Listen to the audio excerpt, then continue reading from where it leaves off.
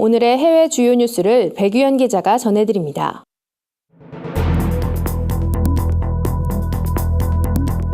구티비 월드와이드입니다. 세계 곳곳의 소식을 발빠르게 전해드립니다.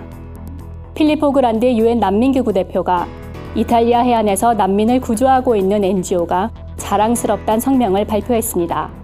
그란디 대표의 이번 성명은 NGO와 난민 브로커의 결탁 의혹을 제기한 이탈리아 검찰청이 추가 증거를 제시하지 못해서란 분석입니다. 결탁 의혹을 제기한 이탈리아 정부가 NGO의 난민 구조 작업을 방해하려는 것 아니냐는 의견이 나오고 있기 때문인데요. 지난해 NGO가 지중해에서 구조한 난민은 4만 6천 명으로 전체 구조된 난민의 26%를 차지합니다. 올해 NGO는 전체 구조 활동 중 33%를 차지하고 있습니다. 정부가 NGO의 활동을 막으려는 의도가 아니냐는 의혹에 파올로 젠틸로니 이탈리아 총리는 매일 지중해에서 목숨을 구하는 NGO 자원봉사자들이 자랑스럽다고 전했습니다. 미국 로스앤젤레스 통합교육위원회가 지역 산하의 모든 공립학교를 피난처 학교로 지정해 이민자 학생들이 학교에 안심하고 다닐 수 있게 됐습니다. 피난처 학교에선 연방 이민세관 단속국이 임의로 불법 체류자 학생들을 추방하거나 구금하지 못하며 학교 측은 학생이나 학부모의 이민 자격 등을 묻지 않고 입학을 허가할 수 있게 됩니다. 뿐만 아니라 학교는 불법 체류자를 적발하려는 이민 당국이나 법 집행기관의 협조를 거부하고 학생과 학부모의 권리 보호를 위해 법률 서비스 단체들과 제휴를 할 수 있게 됩니다. 교육위원회는 최근 13살 된 딸을 학교에 내려주다 이민세관 단속국에 체포된 멕시코계 불법 이민자의 딸이 연행 과정을 휴대전화를 찍어 공개하면서 이 같은 결정을 했습니다. 미국 육군사관학교와 공군사관학교에서 이달 말 졸업을 앞두고 있는 성전환 사관생도 2명의 임관이 사실상 불가능한 것으로 알려졌습니다.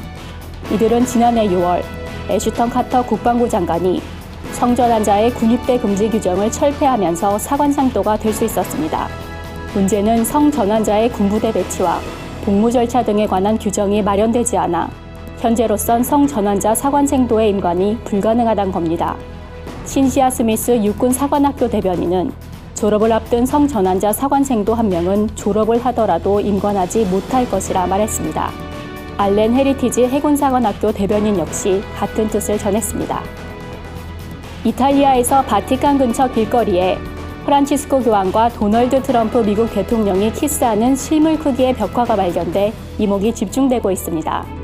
벽화 속의 교황은 십자가를 목에 걸고 머리에 호광이 비치는 성자의 모습으로 그려졌습니다. 반면 트럼프 대통령의 머리엔 악마를 상징하는 붉은 뿔이 있는 데다 손목엔 금시계, 허리엔 권총을 찬 모습으로 묘사됐습니다.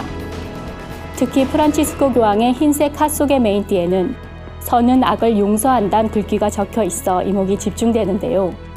회동을 2주 정도 앞두고 있는 두 인사가 기후변화와 난민 문제 등 국제적 이슈에 대한 큰 견해차를 상징한다는 분석입니다.